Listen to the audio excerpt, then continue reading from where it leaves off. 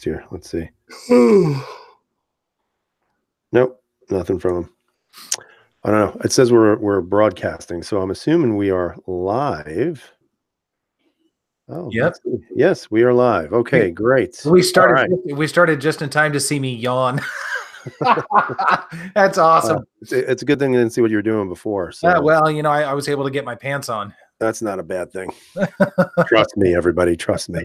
All right. So good evening, everybody, on this amazingly frigid ass cold night, Wednesday night in the Northeast. I don't know how it is over by UKS, but it's 12 degrees right now and it's horrible. I hate it. So how's the weather over by you guys in Kansas? The Ask a Can.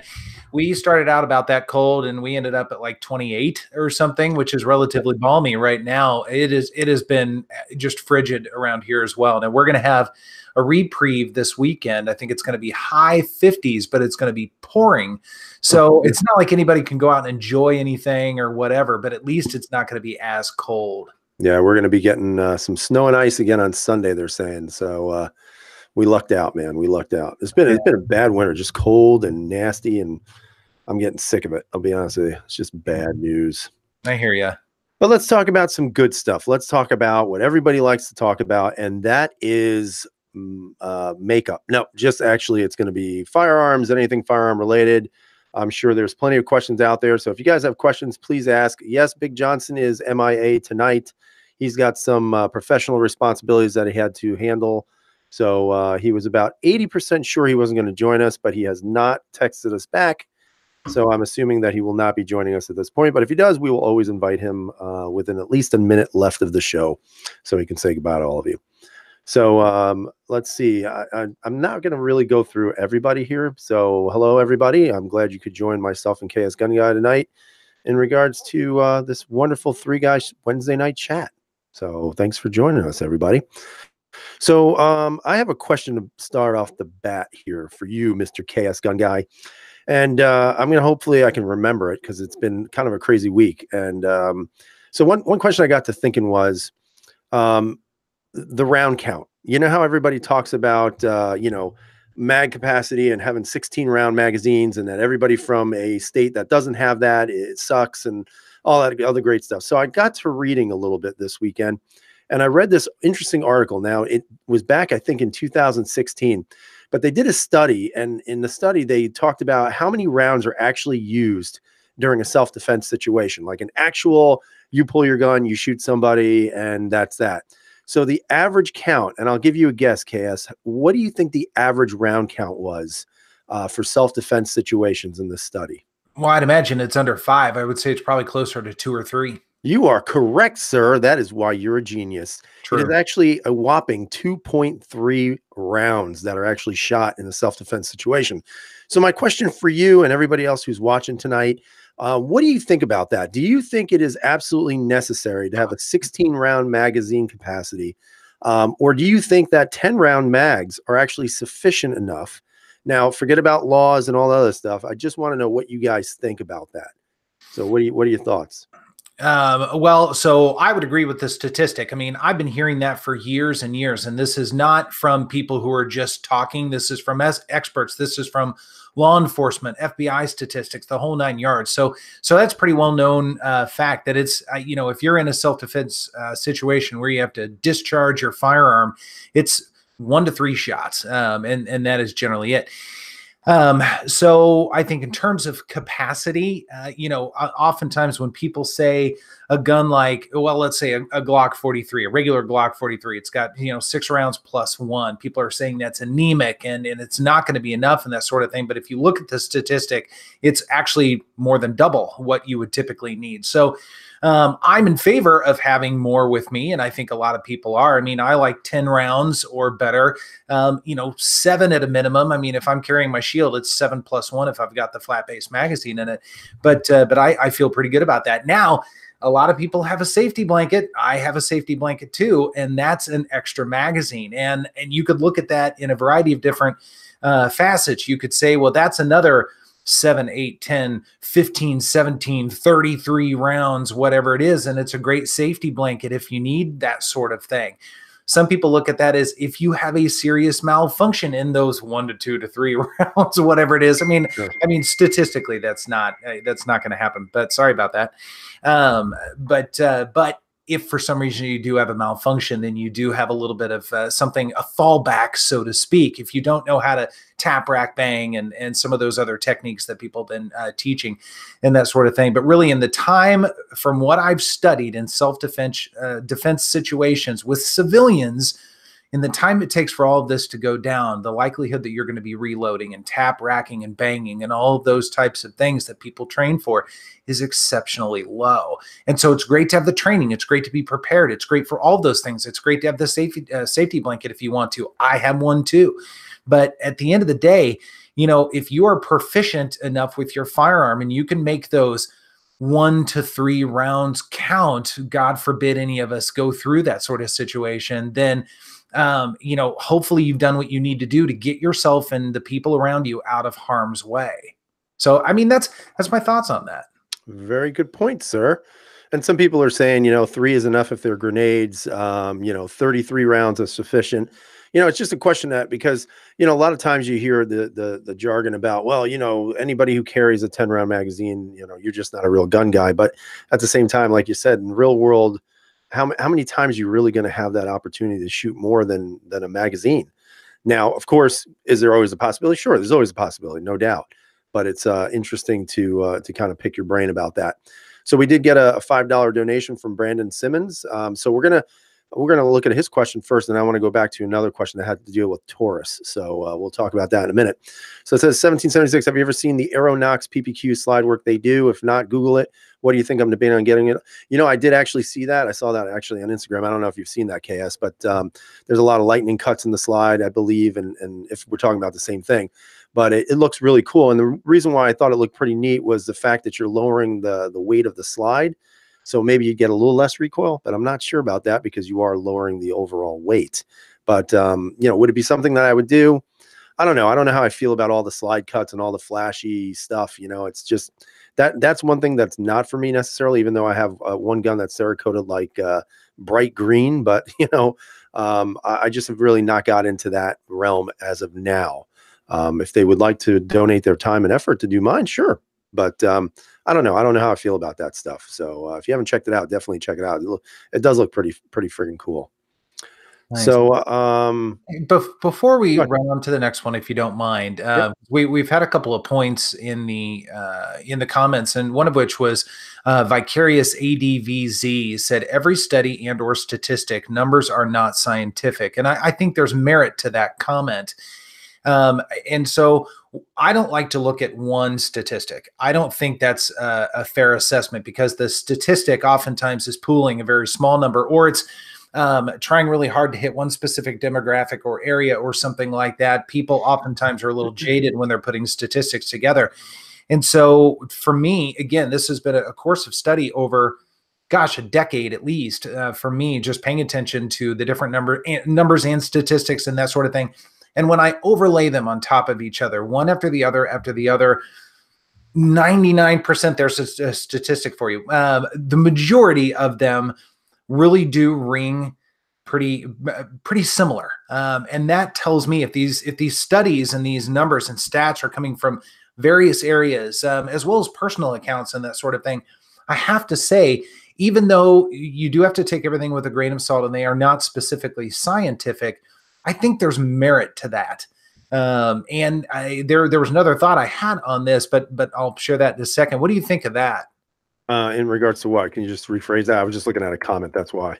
No, yeah, the statistics of it, and if the statistics are accurate or not, in terms of the average shoot is 2.3 rounds or whatever. Gotcha. I mean, I think the problem with statistics is that, and whoever is doing the study can always make the statistics say what they want them to say. Mm-hmm. And I think that's why statistics are usually unreliable, but it also depends. I mean, again, the resource that I got it from was a study that was done by multiple agencies. This was actually a gun group. So it wasn't like an anti-gun group or anything like that. So that's where it was. Now, I wish I could list the names of the groups and the scientists and whatever the hell they were using, but I can't. So, I mean, would it be a study that I would I guess believe. I think I could believe that. Because let's be honest, if you get shot by something, it's gonna hurt. I mean, I don't know if anybody's ever had any experience with anybody who's been shot before. I actually have, and it didn't take much to put the guy down. It really didn't. He was a big dude, but a couple of rounds, 2 rounds in his belly, and that was it. He was out. So I don't know. I could probably believe that study. But again, the problem with statistics is that they are susceptible to whoever is running the test.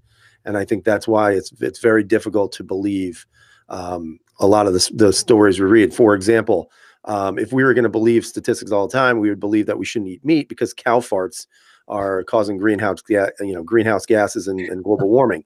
So if you're a fan of Ocasio-Cortez, then you believe that. I am not. So I don't believe in those statistics that they preach. So just thought I'd throw that out there. Right. And so, then go ahead. Sorry. I was going to say the only other thought that I had on that is, times have changed quite a bit. And in recent years, we've seen more what I would categorize as terroristic episodes where someone is a little bit more prepared, or there are multiple people. Right. Dale Nichols said, what if you have more than one assailant? Right. Then the conversation turns. It becomes a very different, not necessarily a self-defense, but a multi-defense sort of situation. And do you believe things change there, and where you feel like this statistic can't apply to something like that? Right. So at the end of the day, I don't know if you should trust statistics so much after all. Yeah. Because they're always skewed. Depends on who's doing the study. So we actually did. Hey, Big Johnson, are you actually joining us? I'm not sure. So he's in the chat, but I don't know. Did he text me? No, he's not joining us tonight. Hi, Big Johnson. So somebody had brought up a while ago about Taurus. I guess Taurus has changed their warranties for certain models. Do you know anything about that? I have not looked into it. I mean, I've had a couple of people ping me and say, hey, this is good news for Taurus. So I would imagine, and you get some people out in the crowd, whoever knows, you're going to have to share with us. One of the real dings on the G2C, which has had basically glowing reviews from so many people. They changed the warranty on that to 1 year. And we've talked about this on the chats. It's counterintuitive. You're trying to do better things, better quality product, get the word out a little bit more, all that kind of thing. And then all of a sudden, you take a lifetime warranty, which you've offered before, and go to a 1 year warranty. You're shooting yourself in the foot, pun intended. So I'm wondering if it applies to that. Again, I have not looked into it just yet. I wonder what would be the point of that anyway. Why would you go from a lifetime to a 1 year warranty when you are trying to rebuild your brand, especially having some controversies behind, some of the firearms that you've released with their reliability and safety and stuff. So I find that kind of odd. I mean, to me, like you said, I think it is very counterintuitive to, have a lifetime warranty and then push it to 1 year. I'm not sure. Maybe at the end of the day, it costs them less to warranty that gun for less. You know what I mean? I don't know. I don't know why they would do something like that. Well, I can't understand that. So Dexter was saying it's on their Facebook. So I'm jumping out to try and find it. But Dexter, if you or anybody knows, again, okay. So here we go. So Taurus announces new limited lifetime warranty. March 29th, Taurus is excited to announce the implementation of the company's new limited lifetime warranty in developing this policy. Taurus incorporated feedback received from their blah, blah, blah. Taurus, okay, so now I need to go to the list here. Okay, so Taurus customers will be pleased to learn that the following Taurus handguns previously covered under a 1 year warranty will now be covered under a limited lifetime warranty. The G2C, the G2S, the TH series, including like the TH9C, Taurus TX22, the new 22 everyone's talking about, 1911 Commander, 1911 Officer, Taurus Spectrum, Raging Hunter, the 856 and the 692. I can't read tonight. But that's great. That is a great step forward. And I love seeing that Taurus is reacting to feedback and a little bit of discouragement and what I feel to be quite a hang up in an otherwise a pretty darn good gun. So I'm excited to see that. Yeah, maybe we had something to do with that on our chats. Maybe. I doubt it. I seriously doubt it. Probably not. All right. So the other thing I wanted to bring up, I don't know if you've seen them or not, but Big Johnson and Pops Quest did some videos today on the plates for the Optic Ready P10. And I know I watched Big Johnson's a little bit. I didn't have time to finish the whole thing. But he was talking about how he was trying to get some information on it, and CZ was saying they didn't have any available. And that kind of brings me to the whole other point. Like sometimes, I know this is going to be very unpopular with all the CZ guys out there and gals, but I don't know, man. Sometimes CZ irritates me because of that. It's like they make these great guns for most, I mean, practical purposes. They are fantastic handguns, but it just never seems like they have enough forethought to say, all right, we're going to develop and design this firearm. We're going to release them, but then not have the plates available yet. I don't know. Like to me, it just seems they kind of drop the ball sometimes in regards to that. Well, and although I wasn't able to leave a comment on that video, so sorry, Big Johnson, I did watch, and I watched Pops this afternoon as well. They were able to find them. So CZ Custom, you can actually get the plates already. So they're out there. I 100% agree with you, though. I'm okay with them releasing the firearm before the plates. That doesn't necessarily bother me because it allows people to start getting used to the gun and shooting at everything. And even though if you want a red dot, the thing will work without it. So there's that. And again, it cuts down on cost a little bit. You'll have a little bit of cost down the road, but some people aren't necessarily looking for the red dot, but they want the option. Some people are happy getting the gun and working the red dot in at a later time, what have you. But have the plates available pretty darn quick. That's I do think that's important. I don't like to see, and this comes to mind a lot. The SIG P320. It's got the modular system in it, and the frames. And for a very brief time, you could get the frames. You could get them just about anywhere. And then all of a sudden, they basically disappeared with the exception of the large OD green. You could almost always get that, but you could almost never get anything else you wanted. And SIG was awful about releasing those, and I think they still are. That's not a good way to support your product and really allow people to enjoy the full extent of what it was designed to do. I mean, they really touted that thing as a modular gun that you could change the frames and you could do the different caliber kits and all of those types of things. Support your products and support it quickly. So yeah, I'm okay with the gun coming out first before the plates. That doesn't bother me. Have them ready soon, or be communicating. Here's the expectation that we have with the plates. So the people that are spending money on your product know what's going on and know that they're going to get what they expect to get down the road. That's a good point. That's a good point. So somebody had brought up the fact or asked the question of who actually makes them. Is it CZ USA or is it CZ Customs that makes the plates? That I don't know. I don't know if it's CZ Custom. I don't know if it's CZ in the Czech Republic. I really don't know. That's a good question. Yeah. And it is a good question, and I don't know. I would assume it's going to be CZ Customs. Yeah, it's possible. It's possible. Now, Dexter is saying, wouldn't it be a waste to ship every plate with a pistol, though? Would it increase the cost? I can only imagine testing wanted to be done as well. So great points there. And that, again, goes back to, I think, a primary thing is cost. The P10 has been known as a more economical alternative to another popular firearm. When the P10C came out, they called it the Glock killer. It wasn't. And I'm not saying that whatever, that's a whole different argument, but it was certainly an alternative, but it was a less expensive alternative. And so that was a real driving factor. And they've always remained. I mean, you can generally pick them up between $450 and $500, even with night sights, not with the optics, but at least the older model P10. That's a heck of a deal.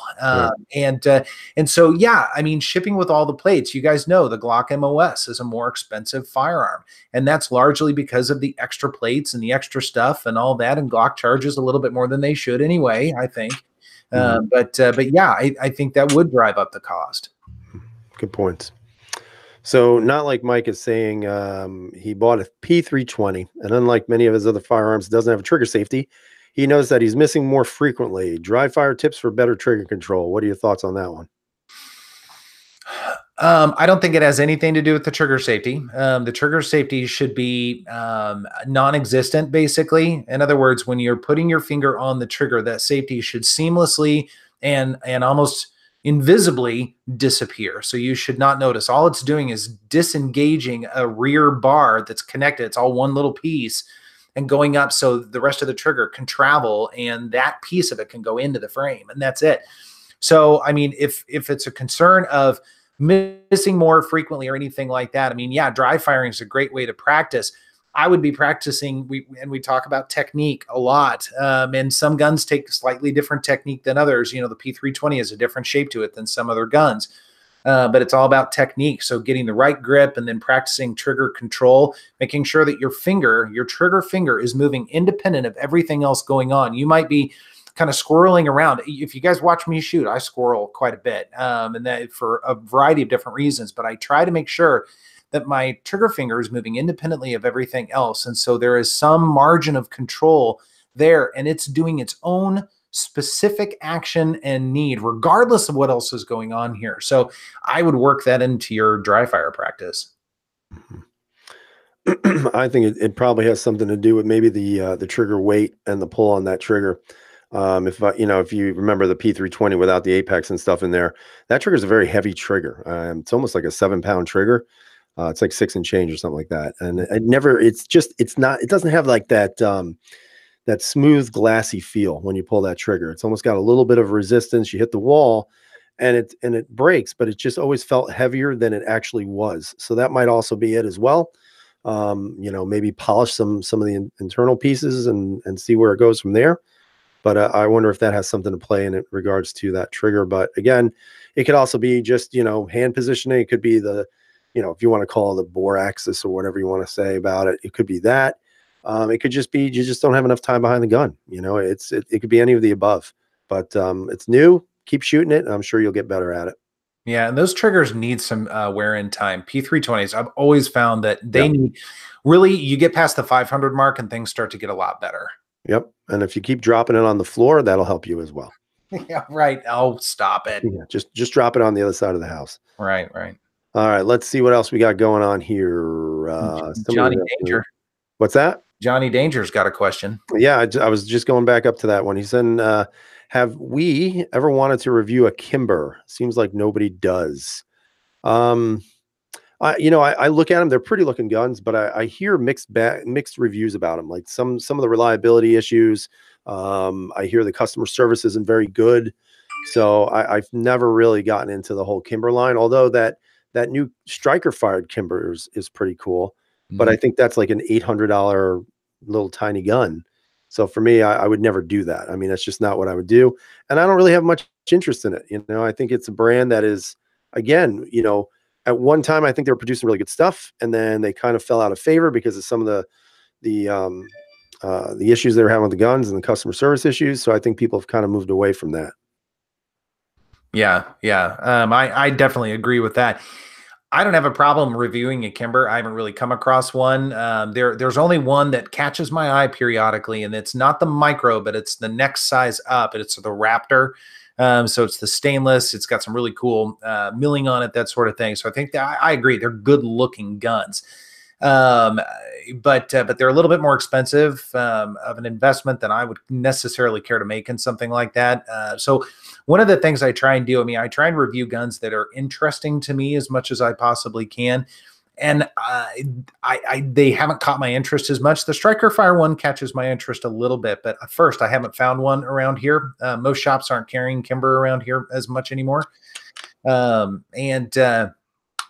It just hasn't been, timing wise, the right time. I mean, if somebody, gave me their gun to review or something on the channel, it was a Kimber, I'd be all up for that. But they're not on my radar as much. All right.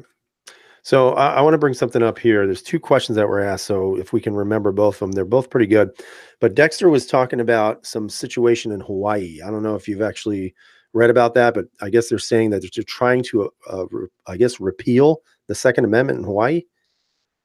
I don't know if that's the story. I don't see how they'd be able to do that. Well, they can't. They're part of the country. Right. And you'd have to amend the Constitution or call a constitutional convention and have a convention of the states go in and actually amend the Constitution. So they could sit there and say, okay, we're going to pass a state law, but federal law still trumps that. So that should not be an issue. I'm not sure what the actual deal is. So if you guys know, let us know. But that's kind of interesting. I guess they just want people to get so pissed off that they cause violence in the street. I don't know why. It's kind of a sickness, I think, in my opinion. But yeah, I agree. So Kyle was asking, if I have ever had or needed a Steyr customers or any whatever needed or had customer support from Steyr. There's only 2 guns that I've never had any issues with a lot of rounds through them. The one is the PPQ. This thing eats aluminum, brass, steel. I mean, it just eats everything. And the other one is a Steyr. I've never had any issues with them. So for me, I've never had to use customer service from Steyr. I know some people have. I've heard mixed bags, again, in regards to what they were looking for. But I've never heard very overwhelmingly bad things, which I guess is good, but I've never needed to use it. So I guess I'm lucky in that way. Yeah, I guess Dexter's saying it just happened tonight. They're submitting it to Congress. Well, we already know it's going to pass through the House. I mean, come on, the House is filled with libtards, and then eventually it'll go to the Senate. Hopefully, the Senate will have some nuts and say no. And then ultimately, if it goes to the president's desk, then hopefully he would veto it if it ever got passed up to him. But, it's hard to say. We have no idea which way these guys and gals go. Right. Let's see. Hawaii is technically a sovereign nation. Negative. The kingdom is no longer alive. Yeah, I think they're 100% one of the 50 states. Yeah. That ended with Queen Liliuokalani. Sorry, guys. Boy, that's a good factoid. Man, I'm smart. I'm a smart dude, man. Listen, I got some brains, Trivial Pursuit master. Yeah. Filled with useless knowledge. Right. I mean, I wasn't going to say it, but that's all right. I'm used to it. Let's see. So Joey Jimenez is saying, have we ever reviewed an IWI X95? I don't even know what that is. So I'm going to say no. No. I mean, is that kind of like the Jericho? I'm not sure. I'm not going to guess because I don't know. Or is it more like a Tavor or something? But yeah, no. Maybe it could be. I don't know. Let's see. Vanessa's saying no. Hawaii congressional delegates filed a bill to repeal or to amend to say the 2A is only for collective action and not individual right. Well, it doesn't matter. The only way that's going to change in the Constitution is you have to have an amendment to the Constitution. So you're never going to get rid of any of the old amendments. That Second Amendment will always be there, but then you'd need a 28th Amendment that repeals the Second Amendment. So they're never going to get that.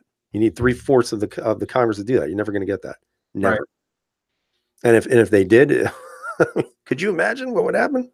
It would be. I'll tell you what. Cats and dogs raining down on the street. It really would. Yeah. Let's see. Sheck is saying it's some shitty Tavor.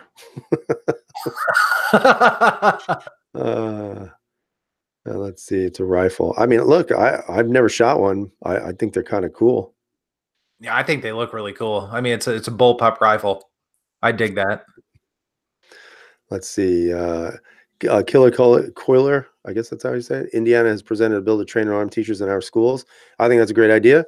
Although our wonderful governor of New York has made it's officially outlawed it. Teachers are not allowed to carry in buildings, which is kind of interesting because there was a local school by us where a guy actually walked on school grounds, tried to get into the building several times, then went up to the front door. He was let in, was asking all kinds of weird questions to the lady at the front door. And then in the surveillance footage, you can see him holding a handgun in his right hand. Oh, perfect. Yep. And the only thing that was protecting everybody was a glass door. Wow. So, it's unbelievable. Jeez. Let's see. Honest Outlaw reviews the IWI X95. I think he ended up selling it. Well, that may say it all.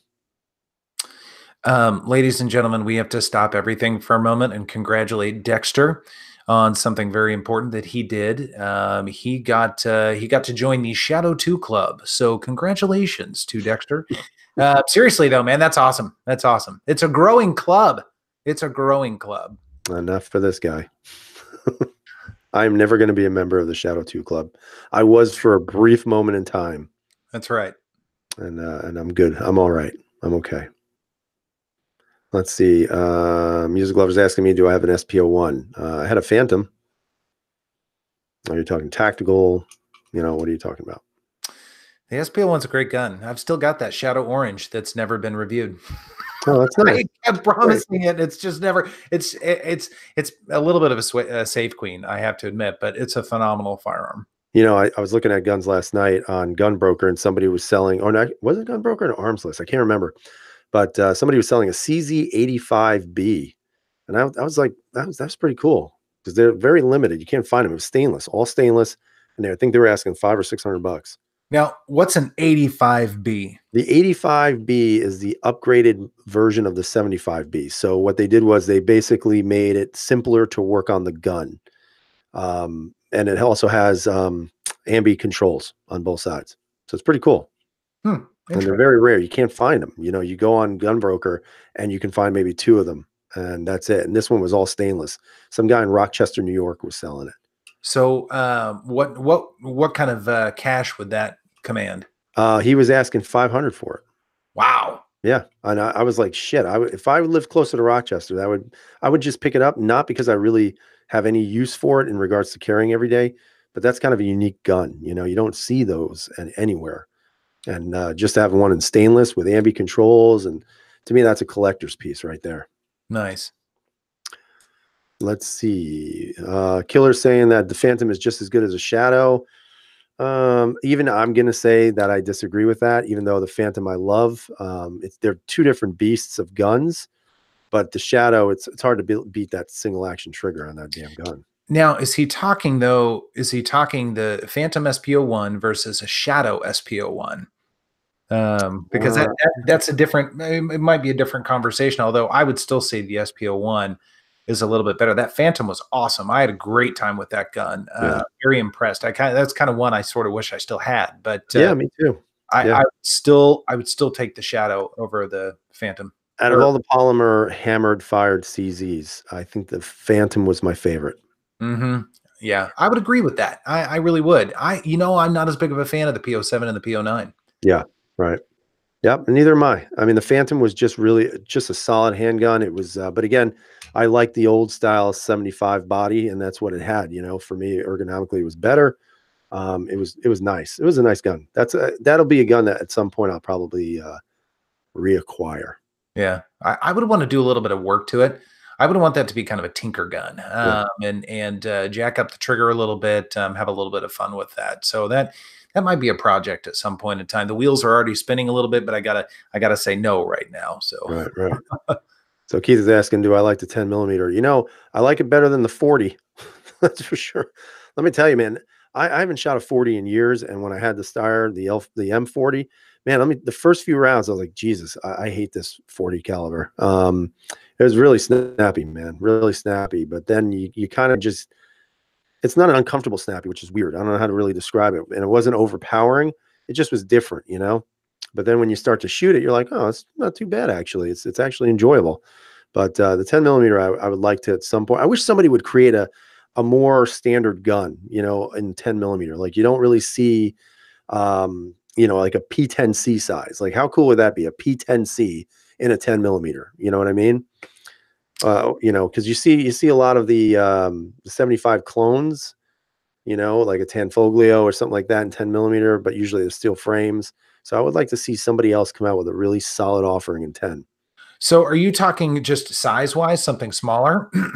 Just, you know, just in a more, I guess you could say popular sized gun. Does that make sense? The Glock 29. Yeah, that's true. Yeah. Yeah. Now I've been But does it have to be a Glock? Well, it doesn't have to, but they offer the option, Yeah. and I have to give them credit for that. They got a lot of options. They all just look alike. But I had a lot of feedback after putting out that Glock 40 MOS, which was amazing. Alaskan Ballistics, he's a cool dude. But I was kind of tossing around the idea of potentially checking out a 29 because I was so impressed with that 40. And a lot of people said very quickly, and I think Pistol Pete might even have been one of them, I can't remember, said, before you do though, check out the, I want to say, is it the 20? I think the 20 they were recommending first. It's a little bit bigger, still handles that round, because I mean, it's still a pretty substantial round, but that 40, you could shoot, you know, it's huge. I mean, it's a 4x4, but other than that, you could shoot that thing all day and you don't fatigue at all. Yeah. And I wonder if that's, you know, maybe that's why you don't see them so often in such a small body, just because of the amount of power that the round generates and just the thickness of the grip, you know, so maybe that has something to do with it too. Who knows? Yeah, I'm excited. I'll actually, I've got a couple of 1911 10 millimeters. Hopefully that'll be on the way relatively soon. So I'm excited to try those. Boy, you're just Mr. Popular. I don't know about that, but I'm excited to give them a try nonetheless. So Mhm. I was impressed with the round. I mean, it's a little bit more expensive, but it was fun. And God, that 40 was accurate. It was an Yeah. accurate gun. Well, it's So got a 450-foot barrel. it So, does. It actually does. You have to set it on the ground. You're just shooting the ground, but it is accurate. yeah, that's cool. Yeah. Let's see if anything else is going on here with some questions. Let's see. Um, I'm just looking really quick. CW Hunter is saying, isn't 40 kind of dying except for some competition guys? Who knows? I don't think it's ever going to die, because there's some really hardcore fans of the 40 cal. I think Mateo loves 40, if I'm not mistaken. Yeah. So, I just think is it the most popular round? No, because I think the 9 has taken that over just because of its cost effectiveness. I prefer 9 millimeters for me. They're more controllable, but that's probably my fault, just not having enough experience with, bigger caliber guns.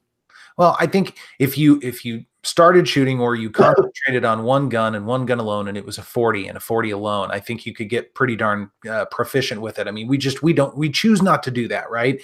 And we choose to go and shoot a variety of different firearms and experience different things. So there's a plus and a minus to that. The minus is you're not as proficient with those particular guns, and it's going to take longer to warm up to them and that sort of thing. But in terms of 40, I think it's got a cult following, and I think there are some people that certainly consider it purpose-driven. Competition's a great example of that for power factor, but I would say for the masses, the general public, I would say it's a not forgotten round, but certainly not a popular round.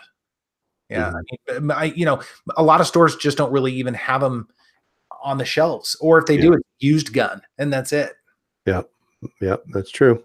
But if you're looking for a cheap gun, you can always get a 40 caliber handgun that's a police turn-in. A lot of times those are super cheap, and it's not a bad round. I just don't. I think it's obviously lost a lot of its popularity, over the years. But Mm-hmm. so Johnny Danger's asking, do we own the Glock 45?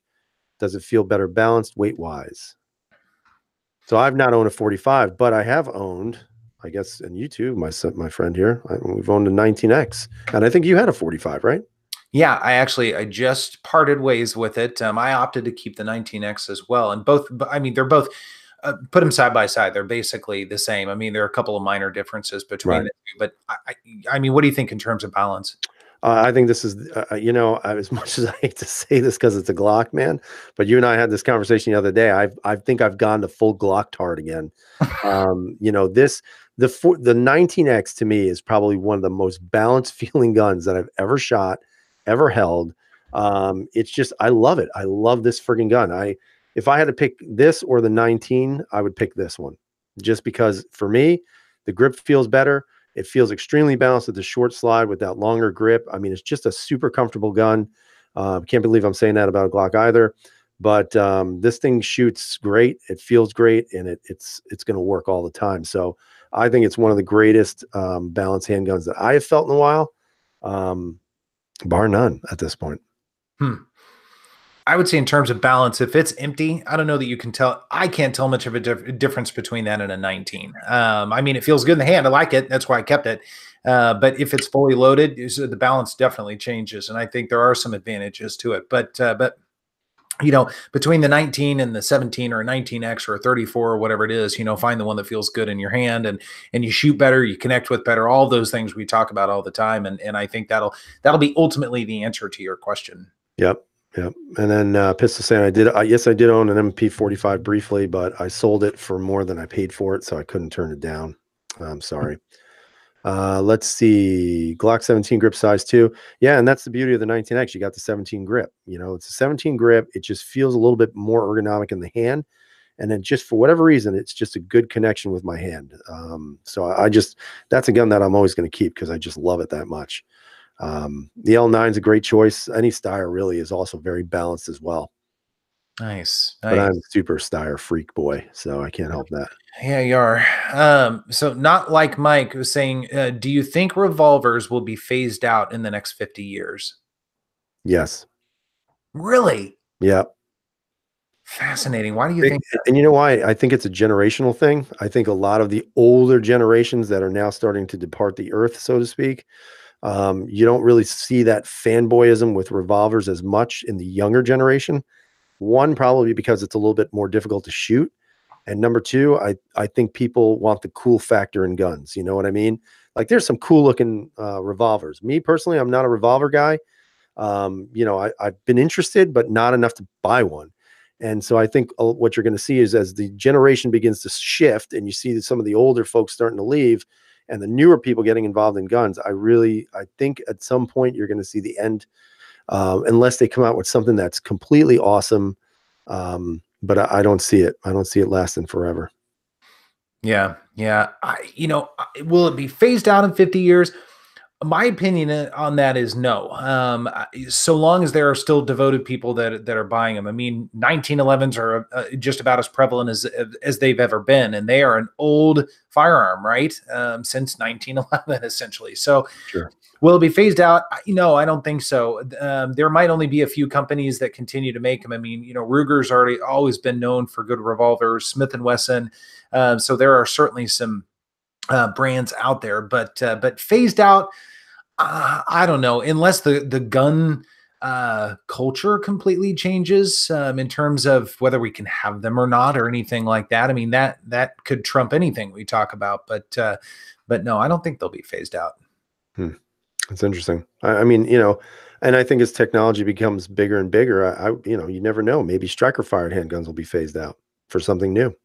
That's true. And Vanessa Kitty is saying, never give up my revolvers.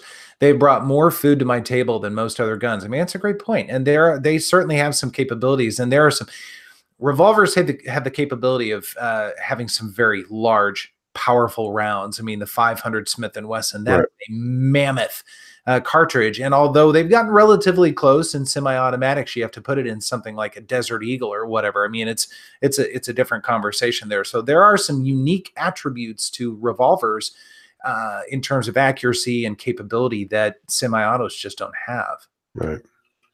I don't know. Maybe I just have never found one revolver that I thought was so awesome I had to get it. That might be it too.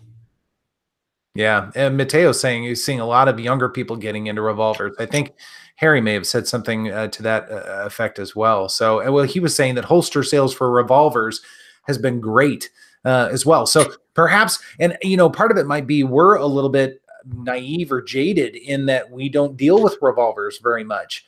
And there are some channels that focus on revolvers much more heavily. And so they probably have friends and family that are really into revolvers and might have a different perspective on things too. So we might be looking at it wrong. I will tell you, centerfire I use kind of as a gauge for what the market's like here. They might have one or two that they keep on hand to sell, but that's it. So I don't know. I don't know if that says anything. Yeah, I've been looking, for something used and cheap. Sometimes, I'll see a used Smith and Wesson for like $250, and I still have just never had that drive to own one. But interestingly, you said that about some people having a lot of revolvers. I was watching Mr. Guns and Gear. That guy has like 4,000 revolvers, man, and they're all like of the same model. It was incredible. Like he was showing some of the ones he had, and they were all the same. And so he's a huge revolver guy. I thought it was kind of interesting, I have 100 Smith and Wesson J frames. I think he did, man. I'm not kidding. It was pretty impressive. I was very impressed with that. Let's see. Let us see what we have going on here. When Glock makes a revolver, you will buy it. Listen, when they make the rotating barrel, I'll buy it. Hopefully that'll be coming soon. Oh yeah, I hope so. Yeah, and including that mysterious single stack from Beretta. Yeah. I'm telling you, man, I saw it. Yes. I'm a natural skeptic. And when somebody says there was a video and they took it down, I'm not saying it's not true, but I'm a natural skeptic. I'm sure as I'm talking to you right now. I saw the video. And you can see the guy shooting it in the video. And then the video's gone. It's gone. But I saw it and it was pretty cool looking. I'm not gonna lie. It's like a mini APX, like a single stack APX, same slide serrations, everything, just slim. It was really nice for like the maybe 3 seconds that it was on the video, but it was there, man. It was definitely there. All All right. Hey, Let's see. Captain Shark made one more point that's very interesting. He said, if you want to become an accomplished pistol shooter, you have to become a competent. You have to become competent shooting a revolver in double action. Sorry, not sorry. Well, is that true, or can you get away with shooting a hammer-fired gun in double action? I think you should just become proficient in whatever you want to become proficient in. Whether it's a revolver or a 1911 or a double action, single action, or a striker fire or a derringer or whatever it is, become proficient in it. What about boomerangs? No, that's not allowed. Damn it. Shots are fine, not boomerangs. All right, let's see. Somebody said something before here. Hold on one second. Is there any gun that, or Kathleen was asking, what pistol are we looking for? Well, I'm looking forward to, but I'll ask you, what are you looking forward to right now, sir? Well, I'm in talks for a couple of 9mm 1911s. Not really a surprise there. With a couple places, hoping to get that done. But I'm just kind of riding wherever the wave takes me right now. Just picked up. Actually, I'll show you a little preview. Just picked this up. Oh, it's a 9mm AR pistol. Oh, I thought that shoots bubbles. It shoots bubbles. That's right. No, it's funny. Coda Boy puts those daily deals out on his website. And I happened to click on and check them out. And that thing was on sale for $569. And it was, takes Glock mags. So I had to jump on that. I'm pretty excited for that. But again, it's just sort of the SHOT Show excitement's over. That's all done with. And so now I'm just kind of doing what I want to do and taking everybody along with me. So yeah, Fu, I got that from PSA. That's exactly right. So I just got confirmation from a source. That's all I can share with everybody. But the Beretta single stack is coming very soon. They have spoken to someone in Beretta earlier this week, and that they did confirm taking the video down because of that reason. Interesting. Okay. That's insider knowledge, guys. I'll thank where I got it from, but I'll thank that individual later. Actually, I was looking at a blank screen. And I made that whole thing up. Right. No, I'm telling you, it was there and it's coming, and I'm going to jump on that. Absolutely. So, but so what am I looking forward to? I'm definitely looking forward to the Steyr. Once again, the damn Caracol has disappeared off the face of the planet, and I don't know what's going on with that handgun. I know why. Why? It's because you're interested and you keep talking about it, and so they keep just taking it away. I don't think I have anything to do with that at all. But yeah, I was interested in that gun. Unfortunately, it looks like it's getting lost again, and maybe it's time to move on, unless it comes out like next week. But I haven't heard anything. The Steyr definitely piqued my interest. You guys know that. As soon as that thing comes out, I'm getting one. It would be great if Steyr could send me one. We'll see. But it wouldn't be to keep, obviously, guys. I am absolutely looking for, if somehow I can afford it, which I don't know if I can, I'd like to get a Nemo.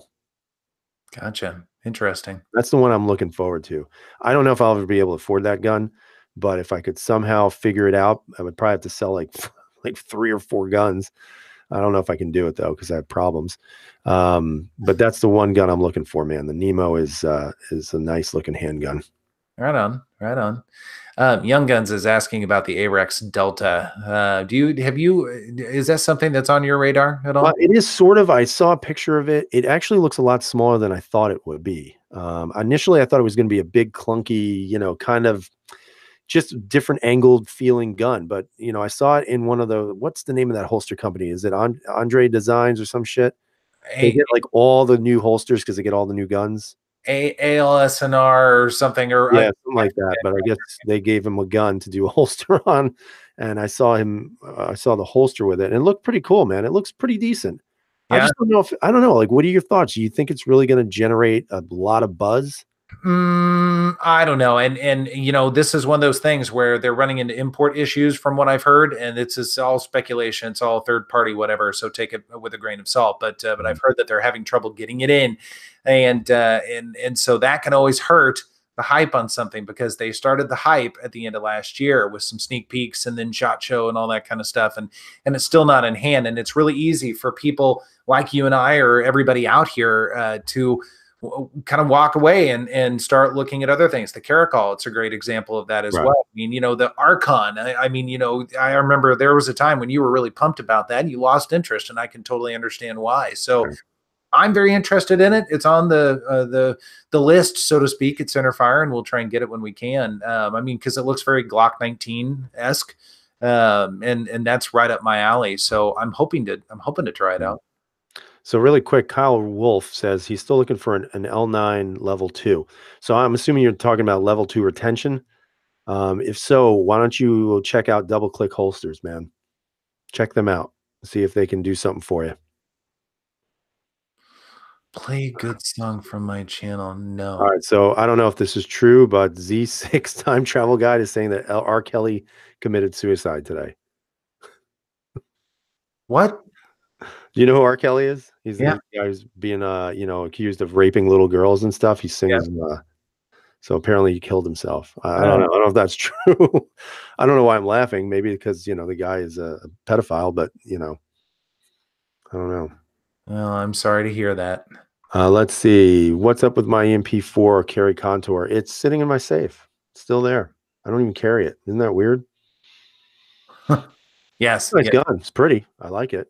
I don't carry it. Oh, look what checks.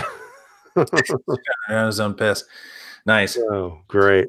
So I do want to show you something because I'm pretty pumped about this. I don't know how well you can see this little guy here. Holosun, you're I'll tell you what, I have been looking for this dumb thing for a long time, and everybody's been out, and I happened to stumble upon it, and it came, and actually it was Palmetto State Armory. Actually, they had it. I'm pretty sure it was Palmetto State Armory. It wasn't Brownells, I don't think. So I think it was Palmetto. And I just had to jump on it. It was $300. So it's certainly less than some of the other competition out there. And the thing I like about it the most, and I've got it on this Loki slide with the Nomad frame, it fits in the RMR slots. And so a lot of the P80s that I have, that sort of thing, they're almost all RMR. So this thing will work in those. And I'm pretty pumped about that. So that's definitely the red optic. The optic I'd be looking for next is the Holosun. Yeah, I like the Vortex, but there's something about the Holosun that has definitely piqued my interest. Yeah, I mean, it seems pretty cool. Really does. All right, let's see. Kathleen's asking, what have I taken, or let's ask us both. What have we both taken to the range lately? P10F, that's the latest one. I actually have been taking a little bit of time away from the range and not shooting as much. I've kind of got enough material. You guys know I've been doing some If I Can Only Have Ones, and that's an opportunity for me to spend more time editing and doing all that stuff, but less time at the range. And I was trying to kind of give my thumb a rest. The 48 and the 43X and some of these guns have really kind of beat me up a little bit. So I wanted to give I wanted to give myself a little bit of a rest and take some time away from the range and enjoy not shooting for a little while. But I've got to get to the range with the Diamondbacks, get some of that out of the way. And then I got to get to these 1911s because I have not shot any of them. And that's a tough problem you got there, buddy.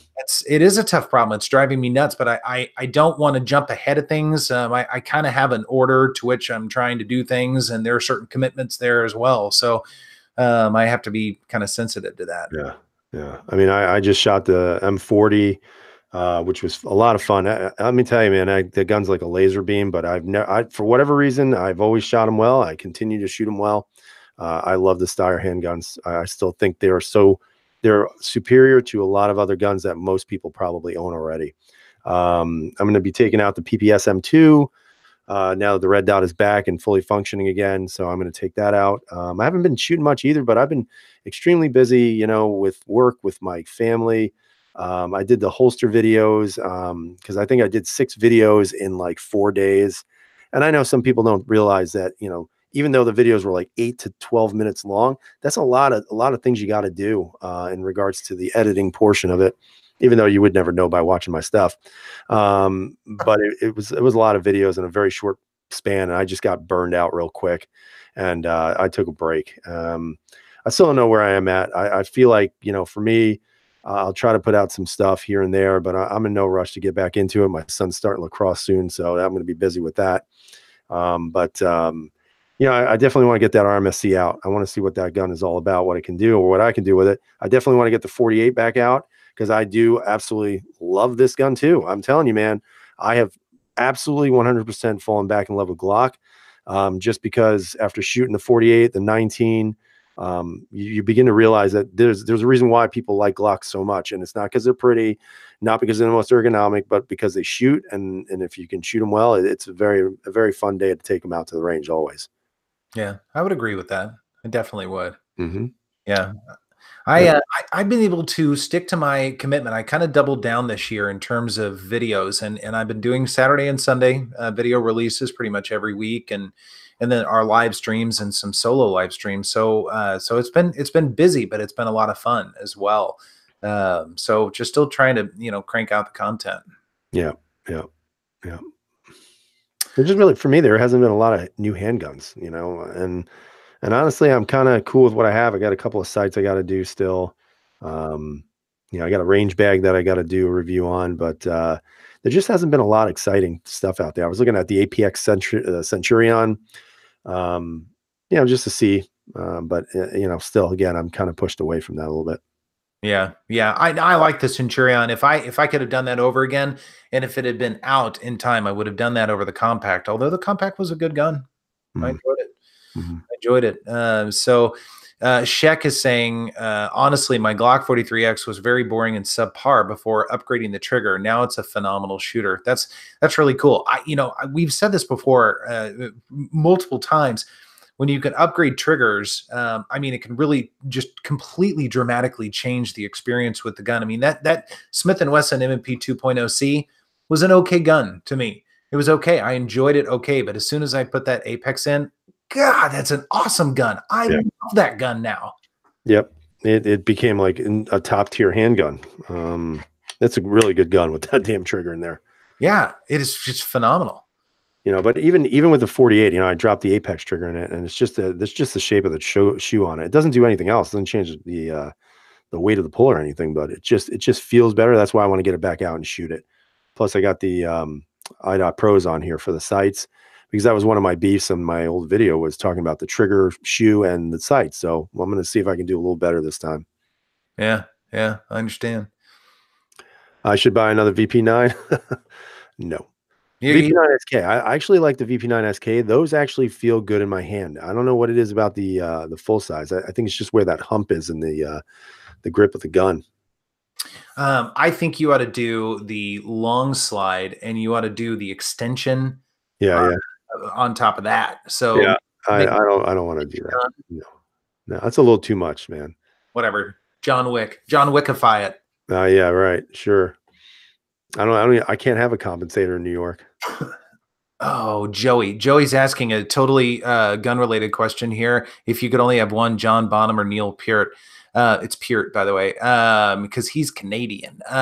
So both amazing. I prefer Neil Peart. He's rush crap everywhere, right? But John Bonham was an animal. If there was a living embodiment of the Muppet animal, that was John Bonham. And I grew up watching Muppets, and Animal is still kind of my idol. So John Bonham's pretty freaking amazing too. So did you just say that a Muppet is your idol?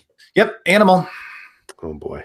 Animal. I also like the two old guys in the balcony, but Animal was my favorite. At least you didn't say Miss Piggy. No, I guess she was kind of hot, but no. All right, let's change the subject really quick. Well, please. Let's see. What time is it right now? It's 8:58. So we're about to close up shop, everybody. KS, if you'd like to have some last words, now's your chance, sir.